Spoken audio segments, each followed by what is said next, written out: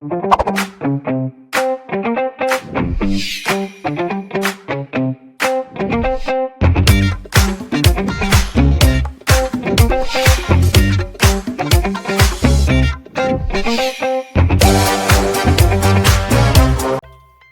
is a very bright and hard-working student studying food technology at the university. Last session, he won the award for the best performing student in his faculty. Included in the prizes he received was a check for ₦500,000. I'm sure you know he was very happy about that. It actually pays to study hard. But then, after the weekend, Tunde rushed to the bank to cash out his gift. On getting to the bank, he was told to provide a valid means of identification. He gave the cashier his school ID card, but it was rejected. The cashier explained to Tunde that a valid ID card was a government-issued means of identification which included the international passport, driver's license, voter's card, or national ID card. Unfortunately, Tunde had none of these, and so he could not collect his money. In this lesson, we are going to be talking about valid arguments. An argument is a series of statements called the premises intended to determine the degree of truth of another statement called the conclusion.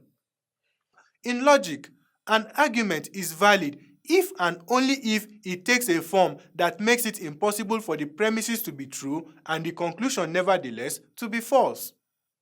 This means that an argument is valid if the conclusion is true whenever all the premises are true. Alternatively, an argument that is not true is called a fallacy. There are two main ways to determine the validity of an argument.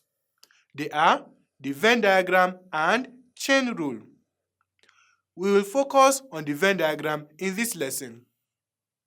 Given this argument with two premises P1 and P2 and a conclusion C, let's determine its validity. The first premise states that all students are smart. The second premise states that some girls are students. And the conclusion states that some girls are smart. Let's represent the argument in a Venn diagram.